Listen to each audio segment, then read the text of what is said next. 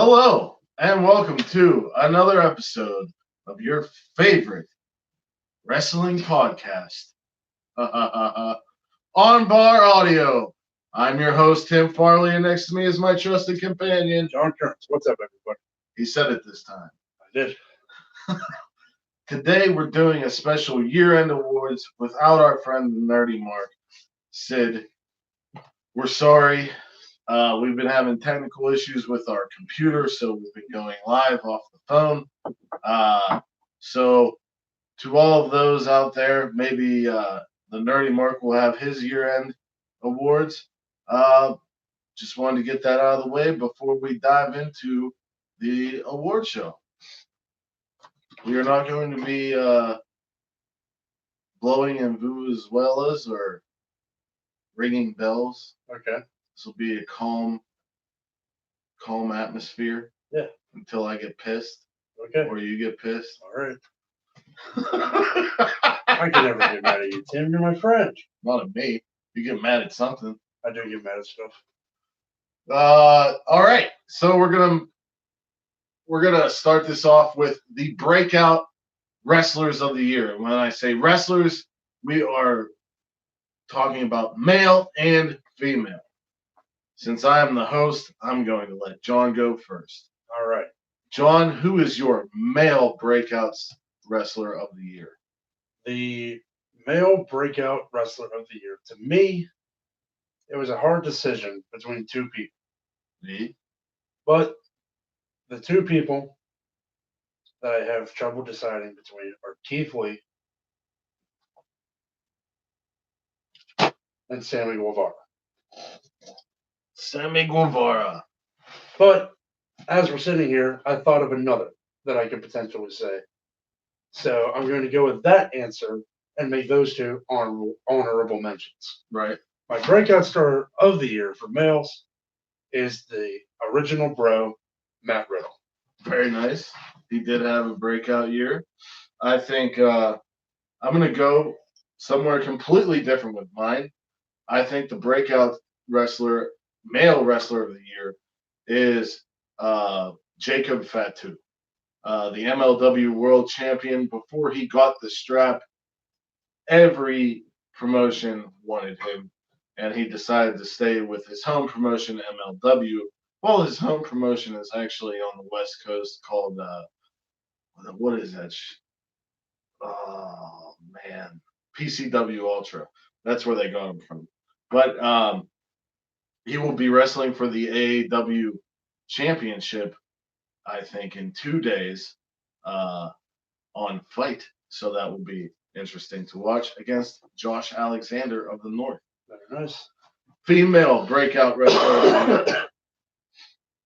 I think it's I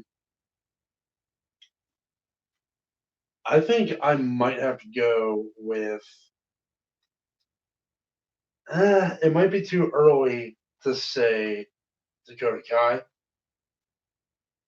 because she just now turned heel. Yeah. And she's just now picking up steam. Right. I would. The person that I was going to pick for breakout, I'm probably going to make my female of the year. I think I know who that is. Although, no, because there's other people I can say for female of the year that have had a better overall year. So, yeah, breakout female of the year, I think it's hard to argue Rhea Ripley. Agreed. Rhea Ripley was going to be my female of the year, but I also think that some other females had better all-around years. But yeah, when it comes to Rhea Ripley, she started off, like Mama Kern said prior to this recording, she started off as the first ever UK women's champion and ended the year as the NXT female champion. So good on you. The next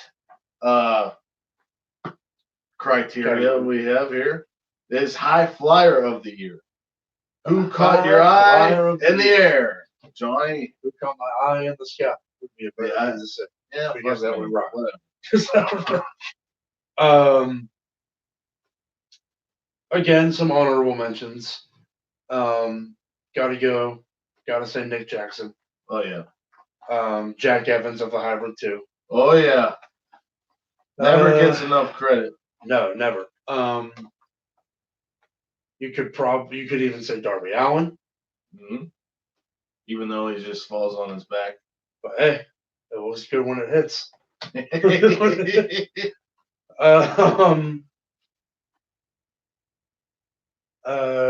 Jeff had a good year. Jeff Hardy had a good year. In jail? Well, no, I'm talking. You got to think about it. I know January feels like it was 5 years ago, It but really it was only a does. few months. It really does. High player of the year. I mean, I think you got to say Will Ospreay. See, I would go Will Ospreay, but I'm giving him a different title. Yeah, This exactly. year, so exactly. So I think high flyer of the year. I'm gonna go with Ricochet. Ricochet. I was very impressed with Ray Phoenix and Ricochet this year. But and mm, nope, that's it. But I would give it to who also could have been considered for breakout star of the year, Mustafa Ali. I think that his involvement in the Greatest Royal Rumble or Crown Jewel or whatever the hell it was called, Survivor Series. He's been getting a lot of TV time on whichever brand he was on at that time during the year. And all around, just seems like a great dude. Like, Yeah. if I could give great dude award, I'd probably give it to Mustafa Ali. Yeah, there was that video that came out about the kid that wanted to be Ali for Christmas, but there was no For official Halloween, gear. For Halloween, but there was no officially licensed gear. And Mustafa Ali actually sent him his own personal set of ring gear. Yeah, I remember. Like he had one made in the kid's size or whatever. And it is just like all the Twitter things I see that he says are just like that dude is above. Yeah. You know, like so much bullshit. Mm-hmm. Technician of the year, going from the sky to the ground. Yeah. And I don't think I'll ever change my opinion until this man retires. Yep. Zack Sabre Jr. Yeah, it's very hard to argue. I might say somebody else who had a good year that's always been touted as a great technician, Daniel Bryan. Daniel Bryan. For honorable mention. The funny thing is, the Wrestling Observer Award for Technician of the Year is named after Daniel Bryan. And for like the past 2 years or 3 years, Zack Sabre Jr. has won. Drew Gulak started the year really hot, but has lost steam. Oh, man. I forgot about Drew Gulak. He's a hell of a technician. Unfortunately, he's lost steam recently. Peter Dunne. Pete Dunne, absolutely. Or Peter England. Peter England. You could say Pete Dunne. You could say the Kiwi Buzzsaw. Travis Banks. Zach Gibson. If you hate him, take your shoes off. Tyler Bate. Tyler Bate, yeah. I think Nick Aldis is a really good technician. Tyler Bate is one of those perfect hybrid wrestlers that can fly or do ground work. Yeah. But yeah, Nick Aldis, nobody in NWA has gotten credit yet, but NWA is like brand new. Yeah.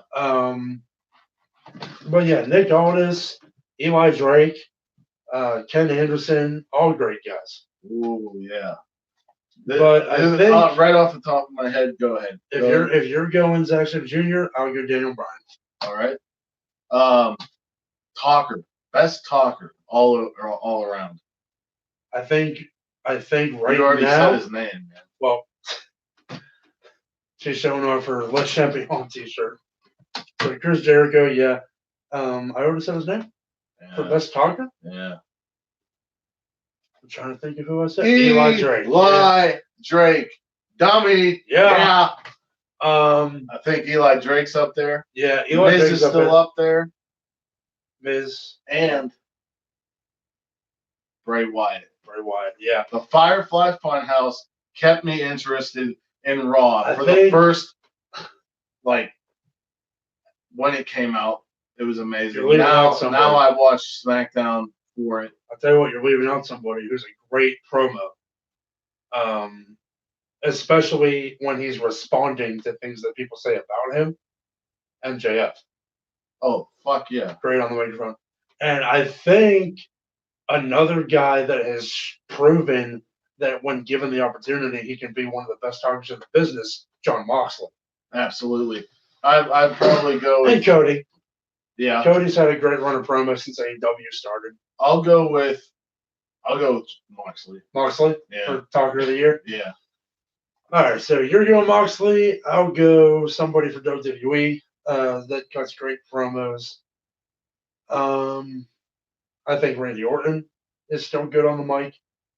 They don't really give him mic time. Not anymore. But he's just like, he comes out and starts a feud by giving a random RKO. When Randy's into it, he's great on the microphone. Hell, you could even say William Regal. Yeah, whenever for he great decides managerial promos. Tommaso Ciampa. Tommaso Ciampa did a great promo saying 3 words. Daddy's home. Goldie, Daddy's home, but yeah. But yeah, I think Moxley is a good overall pick for Talker of the Year. All right, we'll go with Comeback Wrestler of the Year. Comeback of the Year. Again, honorable mentions: Tommaso Ciampa, Finn Balor. But I think for Comeback of the Year, you gotta go Bray Wyatt. Absolutely. Completely revamped his character, got everybody involved, won the Universal Championship, has been booked like Undertaker when he first arrived on the scene. Mm-hmm. I mean, this guy's on a whole nother level. Now, we'll take it to Tag Team of the Year. Tag Team of the Year. Now, I am going to say something. The Tag Team of the Year. A team that as soon as they start... Jurassic Express, baby. No, that's not my pick. I do love them. A team that, when they got together, they were instantly a hit. People instantly were reacting to them. They're current champions. They're fighting champions. And they beat 2 people that everybody thought the match was a foregone conclusion. And that tag team is the Kabuki Warriors, Asuka and Kairi Sane. Yep, they beat the man and the queen. So they beat the king and the queen. Pretty much. Yes. Yeah. But yeah, I don't know if that should be picked for Tag Team of the Year, but you gotta look at AEW when you're talking about tag teams because their main focus on TV is tag team wrestling. Yeah. So you gotta say Lucha Brothers, Young Bucks, Best Friends. A team that had a good year is the OC. Mm-hmm. They became the greatest tag team in the world in WWE land. Yeah. I have a couple of things to say. So I think my pick. I'm gonna go. If you're talking to AEW, Lucha Brothers or Santana Ortiz. No. SoCal Uncensored. Well, yeah, they're the current champs. But I have, before I give my pick, I want to say something. The WWE has made the Viking Raiders NXT Tag Team Champions, brought them up, made them champions on Raw. They should be Tag Team of the Year. But here's why they're not. They have not had one meaningful feud. Almost every week they go against jobbers. It's not their fault. Up until a week or so ago, up until Survivor Series, where they started a feud with the OC, everything they did meant nothing. And that really sucks because I would really like to give this award to the Viking Raiders. Yeah. But, creative didn't have anybody for you, so they put you up against Johnny Nobody and Sammy Nothing.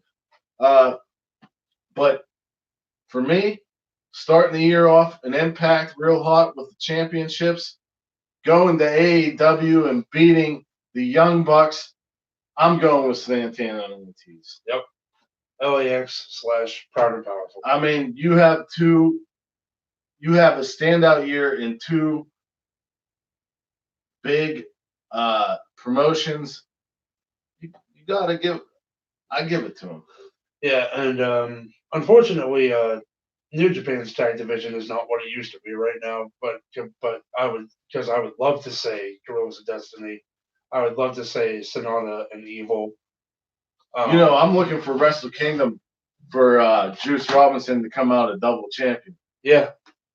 Tag team, Finn Juice, and him beating, I hope, Moxley the second night to get his comeuppance. I wouldn't mind seeing him in Archer again, though. But yeah. You want Moxley to lose to Archer? I don't want Moxley to lose, but if he does, I wouldn't. I'm saying I wouldn't be disappointed. But it would make so much more sense if Juice Moxley, beat Moxley. Yeah. Of course it would. So I'm saying it wouldn't. Calm down. Right. Calm down. Anyway. But yeah, my tag team of the year, Kabuki Warriors. All right. Well, going off of the female side of things, who's your female wrestler of the year? Female wrestler of the year. I think it is impossible to not say Becky Lynch. Look at the year that she's had. Yeah. She's had a better year than Charlotte, better year than Sasha Banks, better year than Bayley. But I wish we could.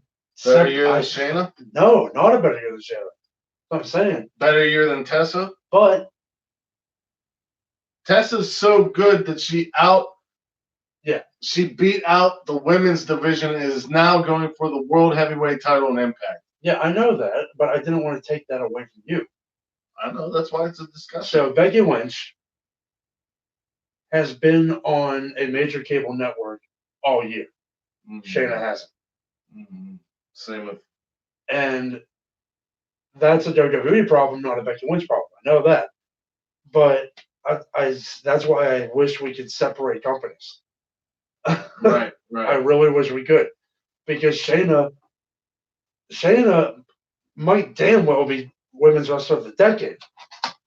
It's damn possible. Yeah. You have to throw Io Shirai in there. Yeah. And Charlotte. But we'll get to the decade at another time. But I'll say, as we're sat here, as Ross on Total likes to say, as we're sat here, the female wrestler of the year is the man Becky Lynch. I'm going with. And I'm saying that because she's been champion for the better part of this whole year. Yep. And she made the cover of the video game. First female to be on the cover of the game. But I'm going with the 2K series.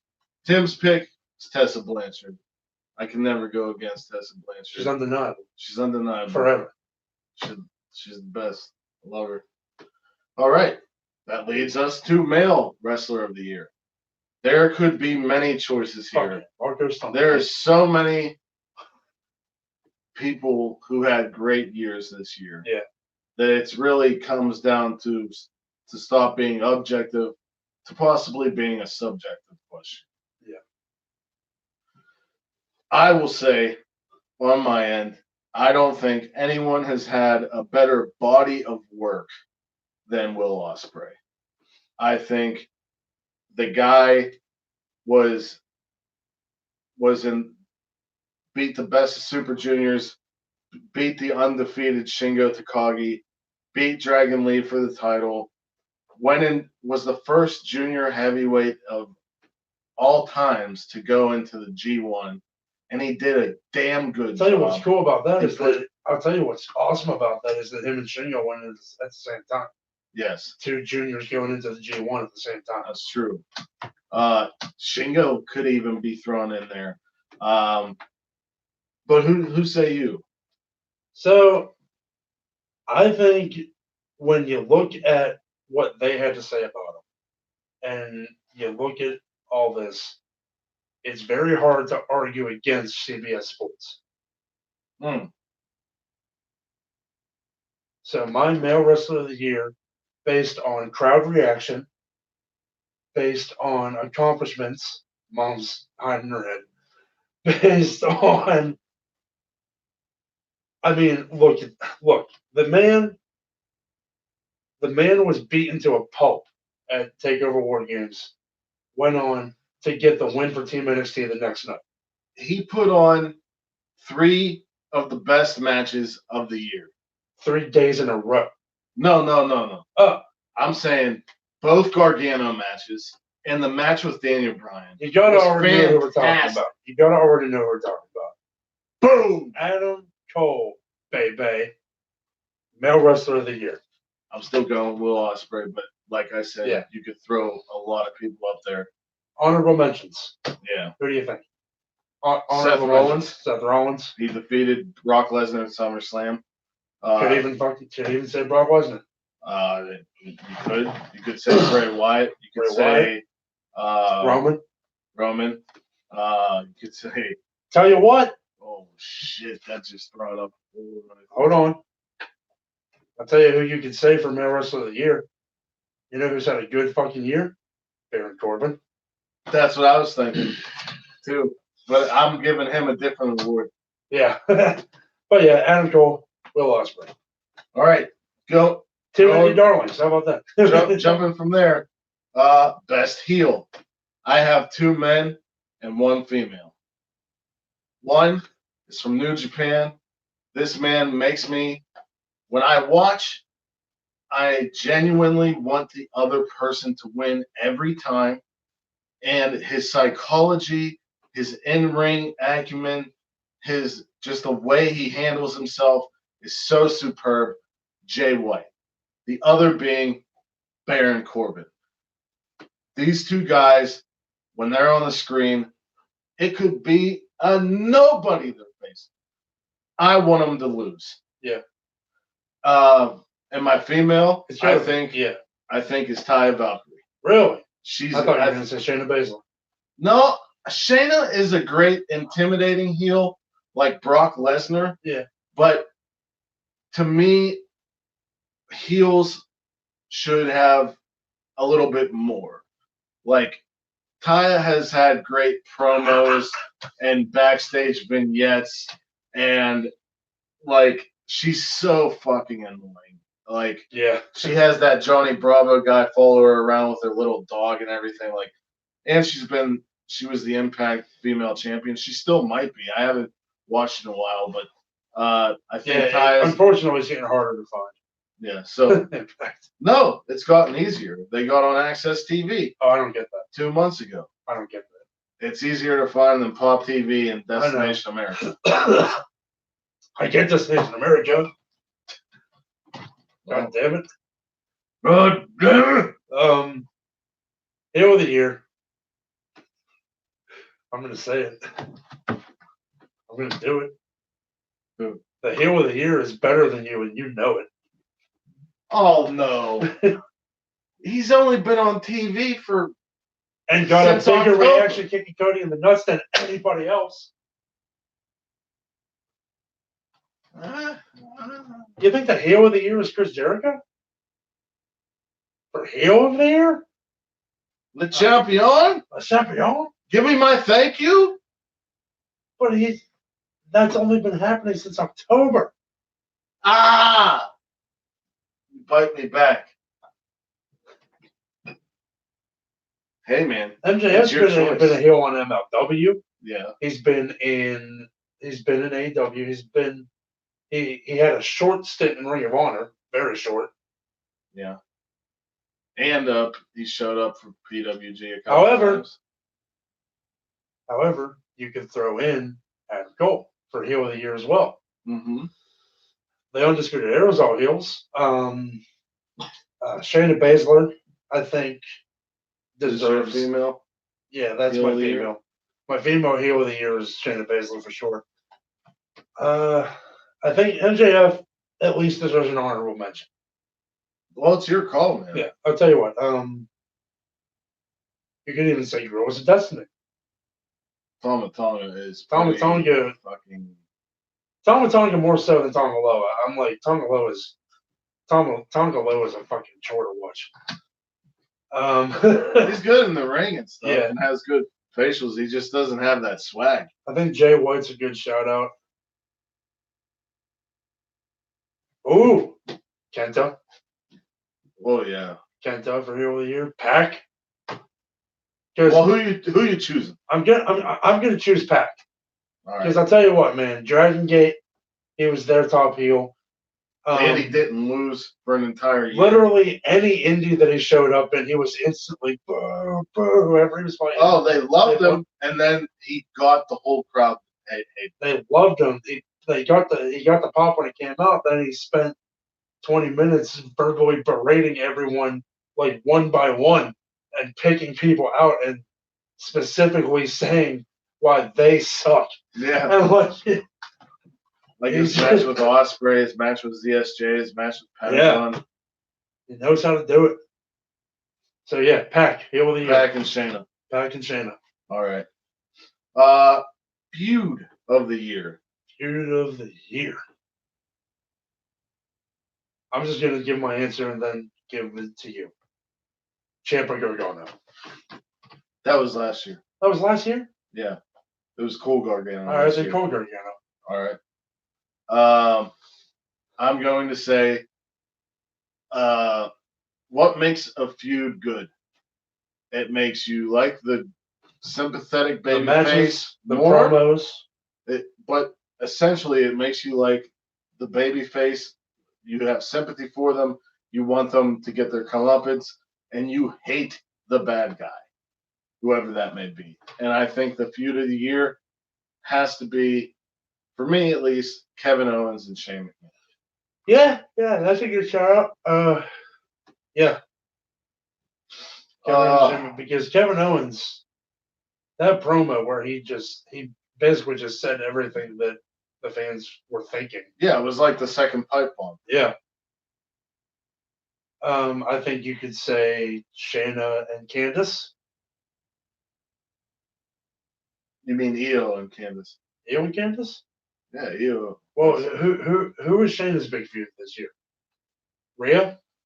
No, she's had it really spread out. She had Bianca and Mia Yim, and the Shayna Bianca feud was good.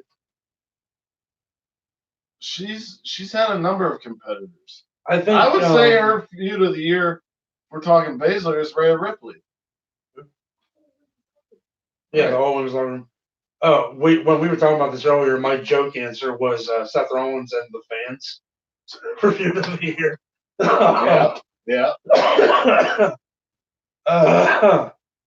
So promo of the year.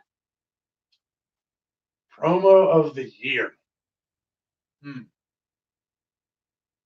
I think there's no doubt. Undesirable to undeniable. The Cody promo. Yeah. The one before he fought Jericho. Yeah. Maybe Jericho's video package about how hard it is to wake up and realize how great he is and how he's been a father figure to Sammy Guevara. And he had Virgil as Soul Train Jones. Yeah. I don't know what a goat is because I'm not a farmer. Like, all that shit. Should we separate promo and video package? No. I think Hiromu's comeback promo was pretty good when he was in the ring with Ospreay. Yeah, even though I didn't understand a damn word. I told you, you go on YouTube, you can do the translate, and it works. No, I thought you were talking about the video package where he was new. Oh, no, not that one. No. I mean when he came back and he was talking to Ospreay. Oh. And he took that crazy bump when nobody hit him and to like prove that his neck was okay. Right. And he did that crazy Zack Sabre Jr. bridge. Like, I think the Paradigm Shift promo when Moxley showed up at Double or Nothing, and that promo was uploaded later. Yes. I think the first appearance of it was on BTE after Double or Nothing. Something like that. Moxley's promo about the one where he was talking about they want to put him in a box and treat him like a freak, and we know you're a different type of cat and all that. Basically, anytime Moxley talked. Yeah, anytime Moxley talked. Could we call? I'm thinking about this. Could we call Moxley's episode of Talking Jericho a promo? No, I think that's separate. That's separate. Yeah. Whoa. Podcast episode of the year. Podcast episode of the year. John Moxley on Jericho. Yeah. Promo of the year. Were there any promo of the year? Goldie, Daddy's Home, 3-word promo, biggest reaction of the year. Is that yours? I think so. All right. Best face. For me, male side is Cody. Yeah. Female side is Becky Lynch. Definitely. I think female face of the year. Yeah, Becky's a good one. Even though she acts heelish, but she's in the feuds that she has, she's always the face. She's always the favorite. Mm-hmm. Maybe Candice LeRae. Good one. Is a good one. Rio. Very good one. Britt Baker. Mm-hmm. Female heel of the year. You could say Nyla Rose. We already say Shayna. Well, yeah. Yeah. What about male face? Male face of the year. I think Cody. Got it locked? Yeah. Cody got it locked. Because he's like, I'll tell you what, man, even outside the ring, even, like, everything about him, nobody says bad words about Cody. Right. Except in kayfabe terms. Right. The biggest disappointment of the year, John.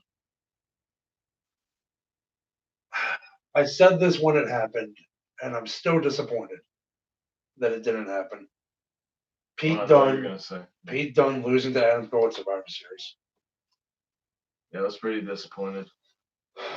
My disappointment of the year is Impact using ECW alumni. I think there's nothing wrong with Tommy Dreamer. I think with all the steam that they were starting to garner last year and the year before that, and all the press they were starting to get with Access, going on to Access TV, they've been putting too much light on RVD, Rhino, and Tommy Dreamer. There's a kitty here. This is Thompson's first appearance. Say hi. So we'll move on from disappointment to best takeover of the year. 1, 2, 3. War Games. Best pay-per-view of the year. 1, 2, 3. All Out. Yeah, I was gonna say Full Gear, but I did some research off camera and went over the cards for the two shows, and All Out is the first time in a very long time that I can remember being like childhood level excited for a wrestling pay-per-view. Yeah. Promotion of the year. Last year we gave it to New Japan. I think they've been dethroned. I think NXT has been the more consistent product. And I think next year that answer will very likely be AEW. It's possible. New Japan is expanding more and more into the U.S. Yeah, we're gonna be officially getting New Japan US next year. Oh, let's save that conversation. Yeah. Okay, match of the year. Match of the year, Cody versus Dustin. That's an honorable mention for me. I have 2. Gargano versus Cole, 2 out of 3 falls. And Shingo versus Will Ospreay of the BOSJ fight. I think a late contender for match of the year was Rhea versus Shayna, where Rhea won the title. It was a damn good match. Keith Lee versus Dominik Dijakovic is an honorable mention. All 4 of them. All 4 matches. Both takeover War Games matches. So before we get also the men's Survivor Series team from the men's Survivor Series match from this year. Before we go into what we're looking forward to in 2020, we will end this award show with Moment of the Year. There's a lot of moments that we are going to spout off and discuss. I will say mine last. You say yours last. Okay. But I think honorable mentions. Honorable mentions. The National Wrestling Alliance becoming a thing now. Yeah. NWA Power has been a consistently great product. They did their first pay-per-view. It sold out. Their second pay-per-view coming up in January, Hard Times, sold out. It's been a very good weekly show on YouTube. The AEW press conference, January 1st, 2019. AEW becoming a company is my moment of the year. Oh, okay. I'm sorry. That's my moment of the year. Hiromu Takahashi coming back. John Moxley breaking out of the WWE. Finn Balor and Ciampa coming back. On the same night, yeah. Kofi Mania. I mean, if you watch WWE, I don't know who wasn't happy that Kofi got the title. I don't know who wasn't pulling for Kofi. Right. But yeah, mine is, and also the G1 Supercard. The first time anybody other than Vince McMahon in the wrestling business has broken into Madison Square Garden. I know it feels like more than the beginning of the year, but it did happen this year, folks. We had New Japan and Ring of Honor in there. But yeah, AEW becoming a company. My moment of the year. I think honorable mention for moment of the year was Keith Lee launching Adam Cole into the crowd. Oh yeah. Oh yeah. That was just great. Like if you're gonna go based off stuff that made you pop or stuff that got the crowd to go crazy, yeah. But I'll tell you what, based on what I just said, based on crowd reaction, based on commentary reaction, based on internet reaction, based on rewatchability, YouTube views, the video getting shared all over the place, and just legends of the business talking about it. The moment of the year is Moxley arriving in AEW at the end of Double or Nothing. Because I'll tell you what, if you listen to the commentary, their headsets were already taken off and set on the table. Yeah. Like, to them, the show was over. Right. And then you start to see the crowd start to shift around, and you start to hear people react to something. And the camera actually had to look for what they were reacting to. And as soon as they found it, you heard JR's headset be picked up and put back on. Like that, the way that moment was filmed, the way that moment was reacted to, that's moment of the year. But you don't have that moment without AEW becoming a company. Exactly. So, anyway, that's the end of the year-end awards. Hope you enjoyed it. But now we're going to look forward. What are you most looking forward to in 2020? Right. And I will say immediately, in the immediate future, I'm looking to see who's going to be the first ever Intercontinental and Heavyweight IWGP champions. I think Wrestle Kingdom is going to be a great show, and I can't wait to see the outcome. I am looking forward, like I mentioned, New Japan US. Yep. See how that works out. See if that kills Ring of Honor anymore. I don't know, man. I'm looking forward to quite possibly Impact purchasing Ring of Honor. Somebody got to purchase them because they ain't doing a hell of a job. I'm looking forward to potential working relationships for AEW. Yeah. I'm looking forward to Tessa Blanchard becoming the first ever female Impact champion. Yeah. I'm looking forward to Ciampa's chance at the NXT title. Right, definitely. That will be an early contender for moment of the year 2020. If it happens. Because it's going to happen. He's going to get Goldie back.